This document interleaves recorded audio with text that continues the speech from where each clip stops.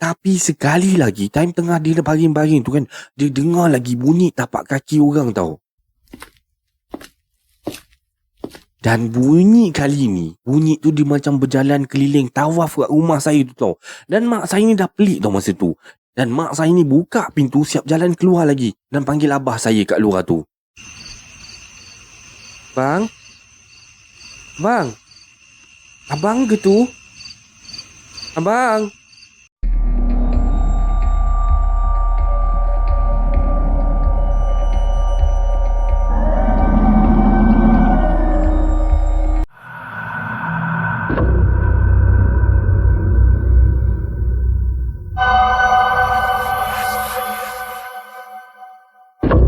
Assalamualaikum warahmatullahi wabarakatuh dan salam sejahtera kepada anda semua. Selamat datang ke channel Kisah Seram Malaysia. Jadi yang diharapkan anda semua pada hari ini sihat-sihat belaka lah hendaknya ya. InsyaAllah. Okeylah, semua kisah-kisah yang saya ceritakan kat sini pada hari ini anda anggaplah sebagai satu hiburan sahaja.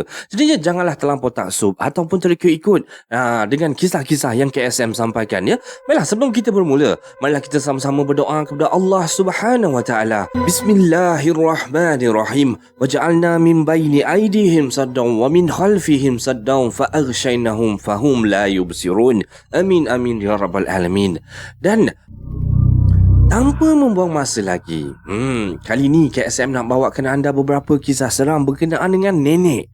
Jadinya, marilah kita terus ke video yang pertama dengan lafaz Bismillahirrahmanirrahim. Mari kita mulakan.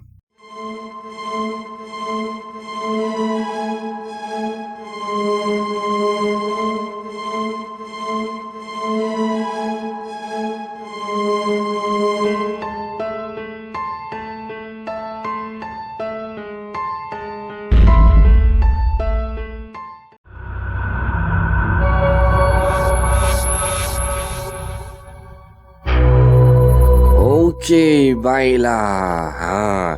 Kita terus dengan kisah yang pertama. Assalamualaikum warahmatullahi wabarakatuh pada anda semua ya. Waalaikumsalam warahmatullahi wabarakatuh dan salam sejahtera kepada semua. Okey, saya ingin kongsikan sebuah kisah seram yang terjadi kepada diri saya sendiri. Maksudnya pencerita ni lah, kira-kira terjadinya 20 tahun yang lalu lah. Dan kisah ni berlaku di kampung kelahiran saya yang terletak di salah sebuah daerah dekat Johor Bahru. Dan ketika itu, saya ni masih baru lagi berusia 18 tahun dan baru sahaja selesai menduduki peperiksaan SPM. Orang kata sementara menunggu keputusan peperiksaan tu, saya pun bantu-bantulah ayah saya memotong sawit dekat kebun sawit dia tu lah. Dan kiranya lepas jugalah orang kata duit-duit jajan, duit-duit belanja saya harian tu. Dan kalau ada lebih tu, saya niatnya simpan. Orang kata nak buat persediaan kalau saya diterima untuk masuk ke pusat pengajian tinggi nanti. Yalah, kebiasaannya setiap malam saya akan bermalam dekat rumah nenek saya lah. Dan rumah nenek saya ni terletak kira-kira dalam 500 meter daripada rumah keluarga saya. Sejak datuk saya meninggal dunia 5 bulan lalu, nenek saya tinggal seorang diri. Jadinya bila dah habis sekolah ni, ayah pun minta tolong kat saya lah. Kata minta tolong saya ni untuk temankan nenek saya. Katanya, risau jugalah. Dia tengok kalau nenek saya ni waktu tu tinggal kat rumah seorang diri kan. Jadi sekurang-kurangnya bila saya ada dekat situ, kiranya ada jugalah nenek saya ni peneman. Dan umur nenek saya ni hampir 90 tahun tau waktu tu. Namun kudrat dia ni masih kuat dan mampu membuat pelbagai kerja-kerja rumah ni seorang-seorang je. Dan saya tak tahulah apa ilmu yang nenek saya ni pakai. Sebabnya saya perhatikan nenek saya ni sepanjang masa memang sentiasa ceria, cergas, macam tu lah. Engkau kena risik-risik juga tau. Cuba kau tanya kat nenek kau tu. Aku rasa kan dia mesti pakai sebarang ilmu tu. Cuba kau tengok dia tu. Mana pernah jatuh sakit weh. Kau cubalah budik-budik. Manalah tahu kot-kot dia boleh turunkan ilmu dia dekat engkau. Untung juga engkau. Dan itu adalah kata-kata daripada Abang Murad. Dan Abang Murad ni seorang orang kata salah seorang pekerja kebun ayah saya lah.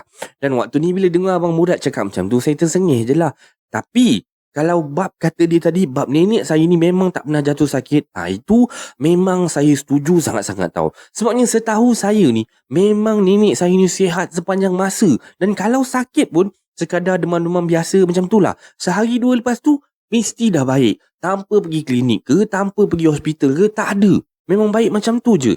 Jadinya, setiap malam lah, seperti malam-malam sebelumnya, saya akan menonton TV sehingga larut malam tau. Dan nenek pula, awal lagi dah masuk tidur. Lagipun dia memang tak minat langsung nonton TV ni. Kalau dulu, ketika arwah atuk ni masih ada, hanya atuk seorang-seorang je lah duduk terpacak depan TV tu, tengok TV seorang-seorang. Dan nenek pula sibuk-sibuk lah kat dapur. Basuh pinggan lah, basuh cawan lah, apa benda dia kemas-kemas dapur tu. Dan bila dah selesai semua kerja dia dekat dapur tu, terus masuk dalam bilik, terus tidur. Macam tu je. Tak pernah langsung nak duduk kat depan sini tengok TV. Jadinya sedang saya ni asyik leka tengok TV waktu tu, tiba-tiba telinga saya ni menangkap bunyi kuat tau. Daripada arah dapur. Apa benda pula tu kat dapur tu? Saya pun bangun, teruslah menuju ke dapur. Dan sebaik saja saya buka lampu dapur tu, pap! Jelas kelihatanlah. Sepihan kaca pinggan ni berpecah. Orang kata terpecah, berterabur dekat atas lantai tu. Dan mata saya waktu ni, orang kata pandanglah kiri, pandang kanan kan. Meliar mata saya ni mencari puncanya. Macam mana boleh pinggan jatuh macam tu je kan? Padahal tak ada sesiapa pun kat dapur masa tu. Tak mungkinlah kucing ke, tikus ke. Kerana semua pinggan mangkuk dekat dapur ni terletak kemas je. Dekat atas rak tau. Dan waktu ni saya dah garuk kepala dah. Siapa pula lah? Siapa punya kerja lah agaknya ni kan? Amri buat apa kat dapur ni? Tak tidur lagi? Allahu Akbar. Nenek rupanya. Saya ingatkan siapa tadi. Terkejut Nek. Ni kan dah lewat malam ni. Dah. Pergi tidur lah. Tak elok berjaga lewat malam macam ni. Dah. Pergi je. Biar nenek je yang bersihkan. Jadinya nenek saya macam ni, dia macam tak nak kasih saya kemas tu lah. Sambil dia terus capai penyapu dekat tepi dinding tu, sambil terbongkok-bongkok dia mengutip sepihan kaca dekat atas lantai tu. Sekali saya pandang ni, kesian nenek saya kan dengan rambut putih beruban tu, memang macam sedih lah nampaknya. Yelah, niat saya ni sebenarnya nak tolong, tapi tak kesampaian. Dan nenek saya ni tak kasih sangat, kata dia kan, melarang sungguh-sungguh waktu tu kan. Jadinya saya pun tersengih je lah. Sambil melangkah meniti anak tangga ni menuju ke atas. Sempat jugalah saya ni jeling ke arah nenek saya.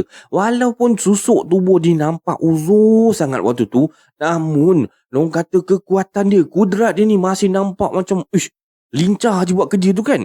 Dan saya sambung balik semula, baring dekat atas sofa waktu tu, dekat anjung rumah ni sambil menonton televisyen. Entah kenapa pula malam tu kan, saya rasa segar benar biji mata ni kan, berbanding dengan malam-malam sebelumnya. Senang je saya nak tidur sebelum ni. Jadi saya pun tulis jam. Dah pukul 12.30 malam Dan sesekali saya menguap lah. Tandanya saya pun dah start nak mengantuk sebenarnya. Sambil menukar-nukar siaran dekat TV ni, gunakan remote control tu.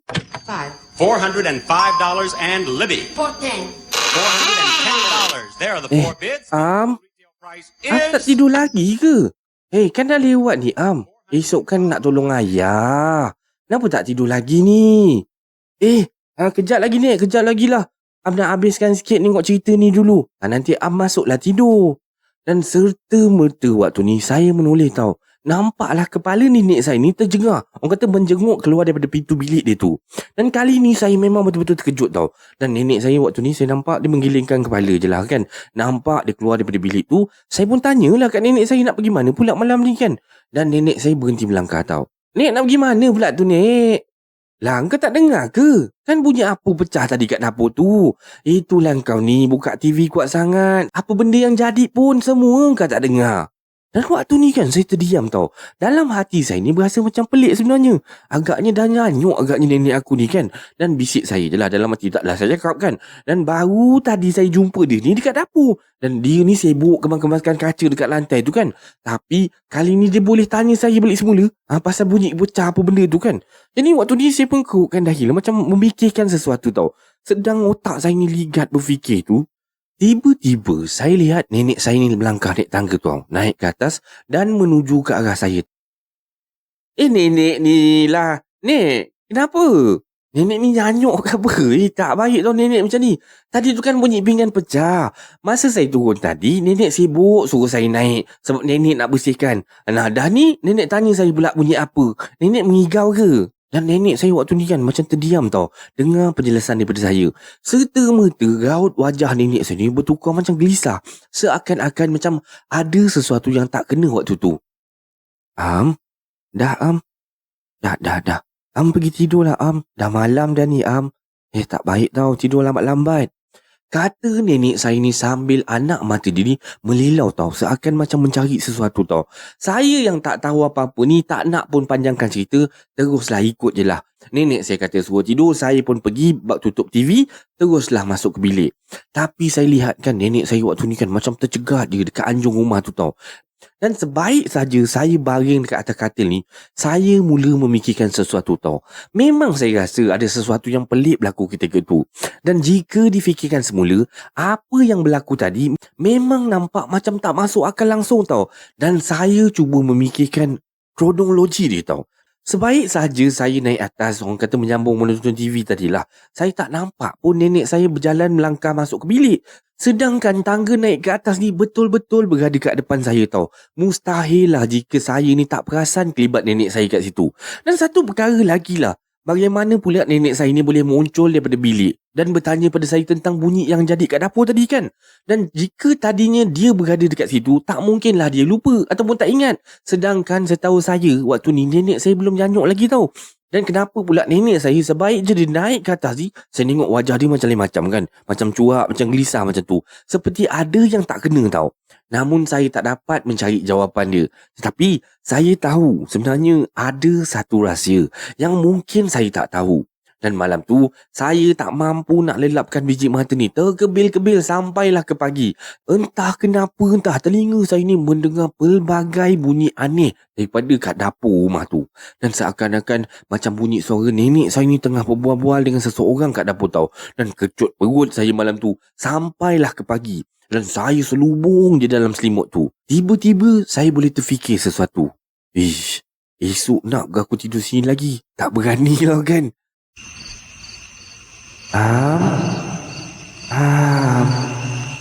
Kenapa tak tidur lagi? Dan ini adalah kisah seorang Malaysia yang pertama. Macam mana anda rasa dengan kisah dia? Macam pelik juga kan dekat rumah dia. Nenek dia tu dah umur 90 tahun tapi masih lagi sihat. Masih lagi kuat kan? Tak tahulah apa amalan nenek dia. Jadinya, sebab KSM masih ada lagi 2 cerita untuk malam ni. So korang stay tune dan kita sambung dengan kisah yang seterusnya.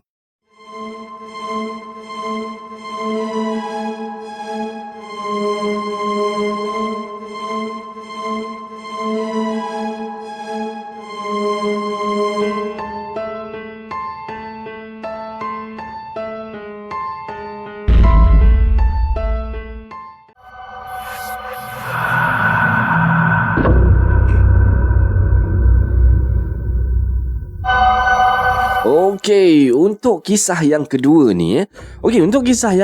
ni tajuk dia sama juga masih macam cerita tadi, kisah pasal berkenaan dengan nenek. Assalamualaikum warahmatullahi wabarakatuh. Waalaikumsalam warahmatullahi. Nama saya Jannah dan ini adalah kisah benar yang dialami, tiada tokok tambah walau sikit pun. Jadinya sejak kecil saya ni tinggal bersama dengan nenek saya dengan mak saya sekali. Dan rumah nenek saya ni dekat sebuah kampung yang agak terpencil dan masih segar dalam ingatan saya sewaktu saya ni berumur 7 tahun. Darjah 1 waktu tu kan, dalam tahun 90-an gitu.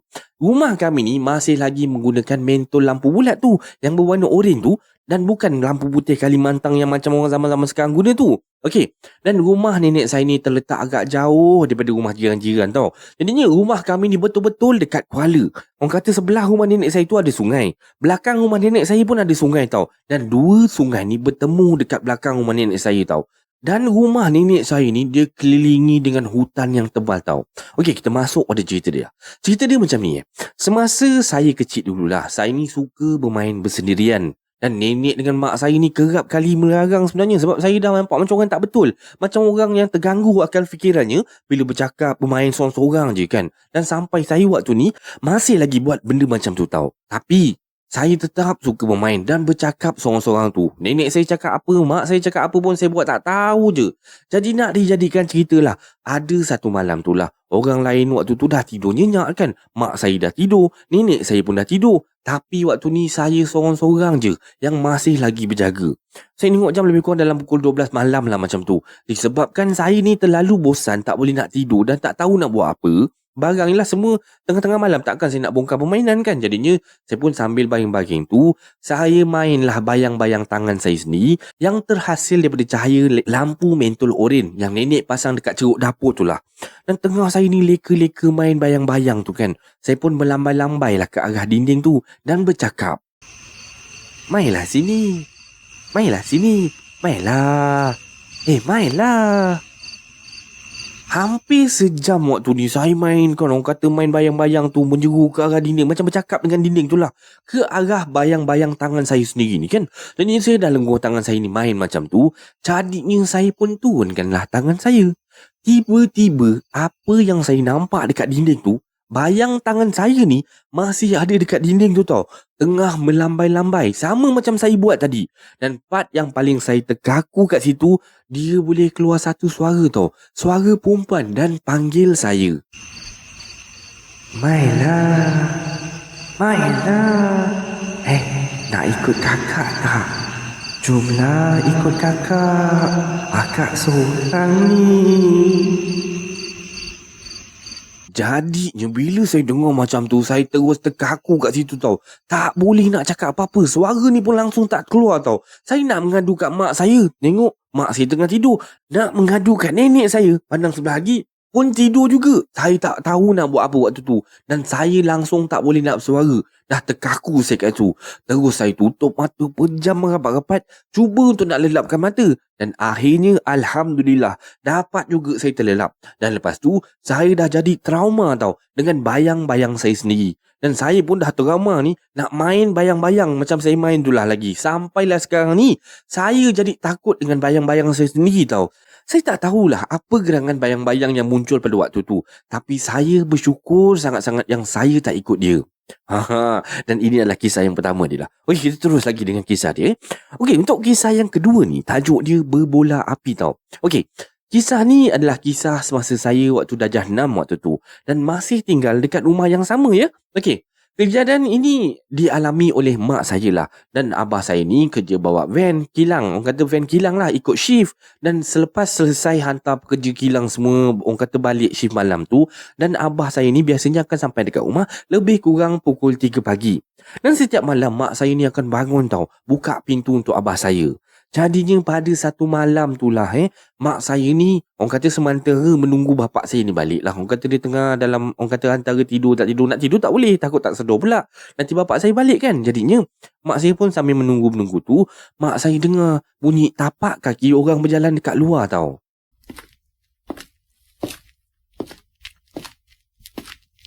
Dan waktu ni bila mak saya tengok jam, pukul 3 pagi. Dan mak saya ingatkan, yelah abah saya dah balik kerja ke. Mak saya pun laju je lah bangun, buka pintu tu. Bang? Bang? Bang? Abang? Bila mak saya buka pintu tu, tengok kat luar, tak ada orang pun. Memang tak ada sesiapa pun kat luar tau. Jadi mak saya pun tutup balik semula pintu tu, sambung terus tidur tau. Tapi sekali lagi, time tengah dia baring-baring tu kan, dia dengar lagi bunyi tapak kaki orang tau. Dan bunyi kali ni, bunyi tu dia macam berjalan keliling tawaf kat rumah saya tu tau. Dan mak saya ni dah pelik tau masa tu. Dan mak saya ni buka pintu, siap jalan keluar lagi, dan panggil abah saya kat luar tu. Bang? Bang? Abang ke tu? Abang? Tapinya masih juga sama macam tadi, masih tak disahut. Dan mak saya tengok, cari van bapak saya ni, tak nampak. Van tak ada pula kan. Jadinya mak saya dah mula rasa takut tau masa tu. Dan mak saya berjalan nak masuk dalam rumah. Tiba-tiba, mak saya boleh terperasan tau, ada satu berbola api besar-besar macam besar pinggan macam tu dekat sebelah tingkap rumah kami waktu tu. Dan bola api tu menyala-nyala tau, macam nak bakar tingkap rumah kat situ kan. Dan mak saya bila nampak macam tu, apa lagi, berlarilah dia masuk rumah, hempas pintu. Bam! Dan malam tu memang mak saya tak boleh nak tidur sebab diganggu dengan bunyi orang menangis sepanjang malam.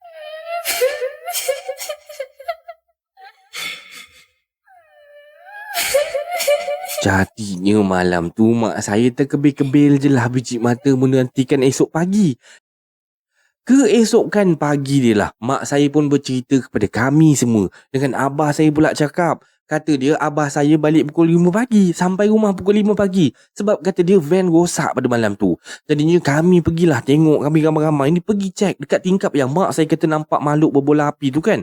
Bila kami cek dekat tingkap tu, langsung tak ada kesan apa-apa pun dekat situ. Tak adalah kesan terbakar ke kesan apa ke, langsung tak ada. Macam biasa je. Dan itu adalah kisah daripada mak saya. Okey, seterusnya kisah ni tajuk dia Suara Tangisan. Okey, kita terus dengan kisah dia. Kejadian ni waktu saya dah berkahwin tau. Jadinya dan masa tu saya ni mengandung 2 bulan. Dan suami saya kena kerja dekat luar daerah. Maksudnya suami saya kena outstation. Jadinya saya pun tumpang lah, orang kata, tidur dekat rumah atuk dengan nenek saya. Sampai-sampai tu bolehlah ziarah diorang ni. Yelah, dah lama tak jumpa diorang kan. Dan masa ni mak dengan abah saya dah berpindah duduk dekat bandar. Dan hanya tinggal nenek dengan tok wan saya je yang berdua dekat rumah tu. Jadi malam tu saya tidur tau. Tapi terjaga. Kejap-kejap terjaga kan. Biasalah. Sebabnya nak ke tandas tak tahan. Sangat-sangat sejuk pun satu. Lagi satu, saya waktu tu kan mengandung 2 bulan. Dalam perut ni ada baby. Jadi sikit-sikit rasa nak terkencing je. Asyik nak terkucil je masa tu.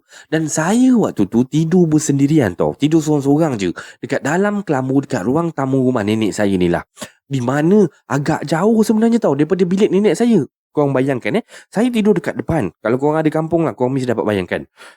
Depan ni, bahagian depan biasanya dia tinggi sikit di bahagian depan kan. Kalau mesti kata dapur tu, bukan bawah, di simen bawah, betul di dapur. Orang kata dapur, ada bilik-bilik sikit lah biasanya kat situ kan. Toilet dekat situ.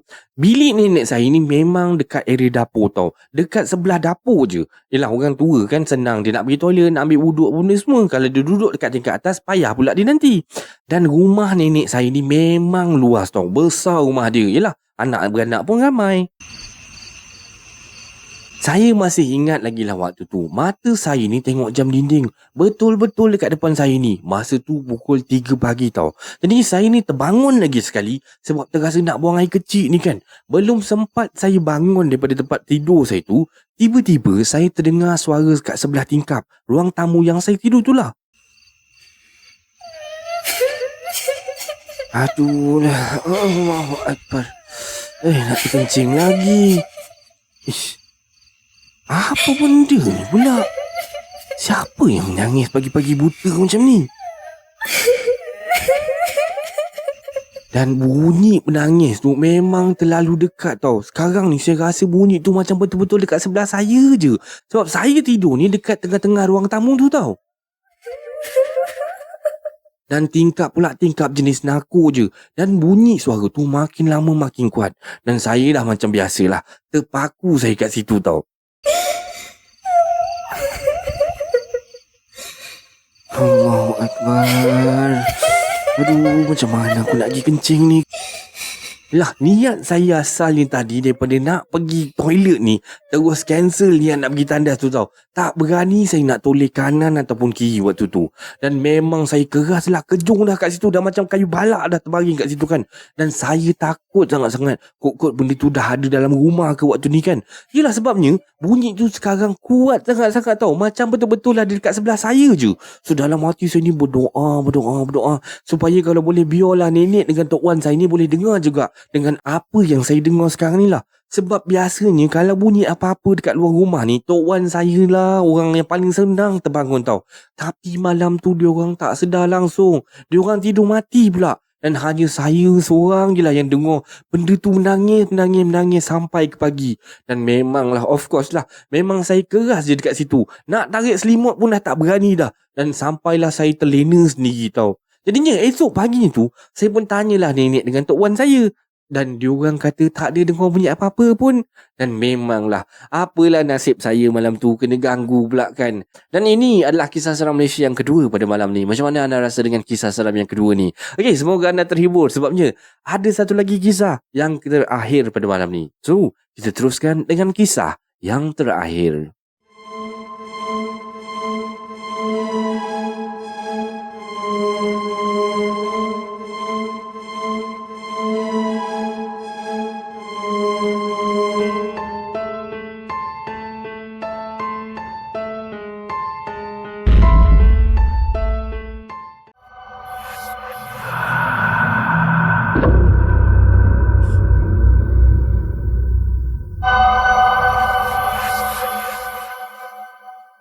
Okey guys, baiklah, sampailah kita ke penghujung rancangan kisah seram Malaysia pada malam ni.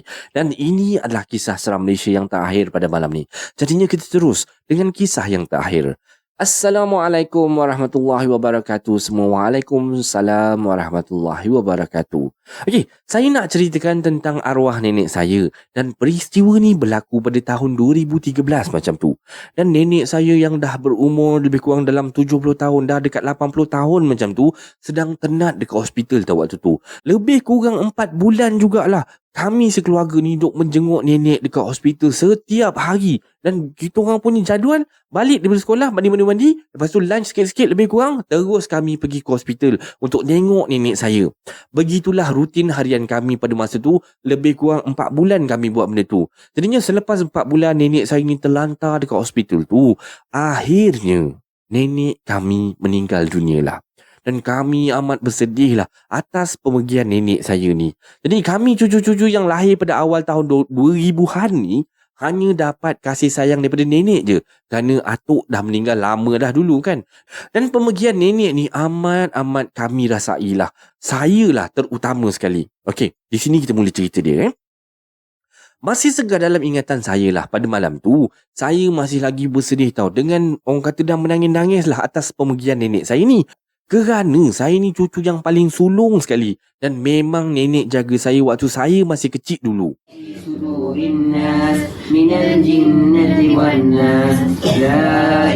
Jadinya ini adalah malam ketiga lah nenek ataupun arwah nenek ni pergi meninggalkan kami. Disebabkan ramai orang yang datang ke rumah ni kerana kami buat tahlil waktu tu. Jadinya saya dengan sepupu saya ni terpaksa keluar pergi membeli bahan untuk masakan. Kerana bahan makanan dekat rumah ni dah tak mencukupi. Jadinya saya waktu tu, saya dengan Fas tau, sepupu saya, pergi ke kedai dengan menaiki motor. Fas, helmet mana helmet? Pakailah helmet. Jadinya kami pun pergilah ke kedai ni. Dan kampung nenek ni sebenarnya sangat jauh daripada pekan tau. Jadi agak sulit jugalah untuk kami ni tak mencari kedai yang buka pada waktu malam macam ni. Jadi kami terpaksalah pergi jauh daripada rumah nenek ni untuk membeli bahan-bahan mentah untuk buat masak ni. So dalam perjalanan pulang tu lah, entah macam mana tau, waktu saya tengah bawa kan, saya perasan macam ada seorang perempuan tua tau, jalan macam agak terbongkok-bongkok gitu tau. Waktu tu dia jalan dekat tepi jalan. Dan perempuan tu ni macam nak melintas jalan tau. Dan jadinya saya yang dah nampak perempuan tu ni daripada jauh kan, saya pun perlahankanlah motosikal saya kan. Dan bila dah dekat dengan perempuan tua tu tadi, saya terus break tau. Berhentilah motor kat situ kan. Kerana saya tengok seolah-olah muka perempuan tua ni sama macam muka nenek saya tau. Dengan gaya jalan pun sama, gaya pakaian pun sama tau. Nek? Nenek? Weh, kau ni dah kenapa kau ni? Nenek mana yang kau panggil ni? Fas. Tu nenek kita tu. Sebelum aku songket tulang rusuk kau daripada belakang ni, baik kau jalan sekarang. Kau jalan. Kan nenek kita dah meninggal. Kau ni buat aku meremang lah. Dah lah kita ni kat kebun getah. Mana ada nenek gila. Jalan. Dan bila saya dah kena jerit dengan Fas macam tu, saya ni terus macam tersedar tau. Dan terus pecut motosikal ni, terus duk balik ke rumah nenek saya lah waktu tu. Jadi selepas ketiadaan arwah nenek ni lah, saya rasa rindu sangat dengan nenek tau sebenarnya. Sampaikan rindu saya ni terbawa-bawa ke dalam alam mimpi saya tau. Jadi pada satu malam tu lah, saya termimpikan nenek. Seolah-olah kan nenek saya macam panggil saya, panggil saya macam tu. Tapi bila saya nak jawab je panggilan nenek saya tu, saya akan terjaga. Terus tersedar macam tu. Hampir seminggu jugalah saya setiap malam bermimpi perkara yang sama tu. Jadinya nak dijadikan cerita lah. Pada satu malam tu, dan keadaan dekat luar rumah ni hujan tau. Boleh kata lebat jugalah hujan tu.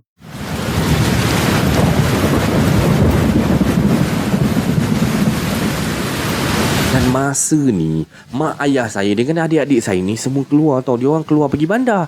Dan waktu ni saya tinggal lah berseorangan je kat dalam rumah tu. Dan waktu tu saya dengar ketukan dekat tingkap kaca tu tau. Ketukan dia jelas kedengaran. Walaupun dekat luar ni tengah hujan lebat tau. Tingkap. Dan tingkap rumah ni diketuk berkali-kali tau. Tak. Dan secara perlahan dia ketuk. Tak. Mula-mula saya malas lah nak ambil pot kan. Saya buat bodoh je tau. Jadi saya kuatkan suara TV lah kan. Tapi bunyi ketukan tu masih lagi tak berhenti-henti. Dan saya masih lagi tak layan. Time ni saya buat bodoh je. Kali ni pintu rumah pula yang diketuknya.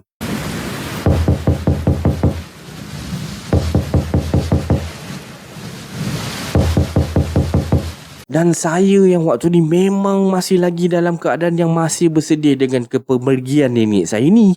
Tambahan pula waktu ni saya dah terlalu kerap sangat diganggu secara nyata ataupun dengan tak nyata punya gangguan kan. Membuatkan saya memang orang kata mental breakdown lah waktu tu. Dan memang saya ni mental saya ni terganggu sangat-sangat lah. Dan waktu tu saya terjerit tau. Apa yang kau nak? Kau nak apa daripada aku ni? Dan waktu ni lah, time ni saya tengah menjerit dan macam orang gila. Terjerit macam tu kan. Saya terjerit dan saya meracau seperti orang yang tak siuman. Tiba-tiba saya perasan macam ada satu sosok muncul daripada dapur. Dan sosok tu jelas sangat kelihatan. Dan sosok tu dia memakai pakaian seakan-akan nenek saya. Baju kurung kedah bersama dengan kain batik. Dan muka waktu ni saya tak dapat lihat kerana ditutupi dengan kain batik tau. Selang beberapa saat lepas tu, saya berdiri betul-betul menghadap sosok tu lah. Dan makhluk tu mula menunjukkan wajahnya. Separuh je saya nampak. Seakan-akan menyerupai wajah nenek. Dan separuh lagi wajah dia sangat hodoh. Dan masa ni saya memang tergamam dah. Saya sedar sebenarnya nenek saya dah meninggal. Sebab mungkin saya terlalu penat diganggu ni. Dan waktu tu saya terjerit tau pada sosok tu. Nak? Kau nak buat apa dekat aku? Kau nak buat apa dekat sini? Kau bukan nenek aku lah. Nenek aku dah meninggal. Tolonglah, jangan kacau aku. Kak Long. Kak Long. Kenapa ni Kak Long? Astaghfirullahalazim. Dan masa ni saya toleh ke belakang, saya dapat nampak keluarga saya, nampak mak, nampak ayah, nampak adik-adik saya, semua diorang ni dah pulang ke rumah tau. Lepas tu saya terus tak ingat apa-apa dah. Dan ayah kata saya pengsan waktu tu. Dan besoknya saya tersedar dan saya sudah berada dalam bilik saya dah. Demam panas yang teramat sangat saya pada pagi tu. Lepas dah beberapa hari macam tu saya sihat, orang kata saya dah baik daripada demam ni, saya masih lagi tak bertenaga tau. Masih lagi dalam keadaan macam pucat je, macam tak cukup darah je macam tu. Dan bapak saya pun bawa saya untuk dirawat ke Darul Syifa. Dan ustaz tu kata, Kak Long kena kuat tau. Jangan sedih-sedih. Jangan selalu mengelamun. Bila kita sedih, benda tu tahu dan senanglah dia nak mengganggu. Yelah Kak Long, orang yang dah pergi tetap akan pergi. Yang dah pergi tu tak akan kembali. Jadinya selepas beberapa hari, saya amalkan apa yang diberitahu ustaz dan minum air yang telah ustaz bacakan lah. Saya pun kembali pulih seperti sedia kala. Dan untuk anda semua pendengar KSM dekat luar ni lah, ingatlah, jangan terlalu bersedih, okey? Hidup mesti diteruskan walau apa pun yang berlaku. Dan ini adalah kisah seram Malaysia pada malam ni. Semoga anda semua terhibur dengan kisah-kisah yang KSM sampaikan. Baiklah, disclaimer. Semua kisah-kisah yang saya ceritakan dekat sini pada hari ini, anda anggaplah sebagai satu hiburan semata-mata. Jangan terlampau taksub ataupun terikut-ikut ya.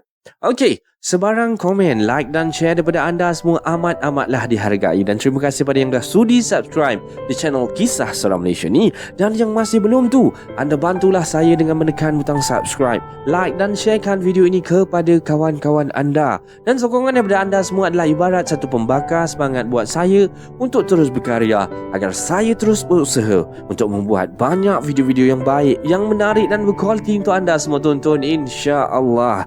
Jadinya yang baik itu datang daripada Allah Subhanahu Wa Taala dan yang buruk itu datang daripada kelemahan diri saya sendiri. Dan saya akhiri kisah seram Malaysia pada kali ini dengan lafaz Assalamualaikum warahmatullahi wabarakatuh. Thank you so much guys for your support. See you in next video. Take care guys and God bless you.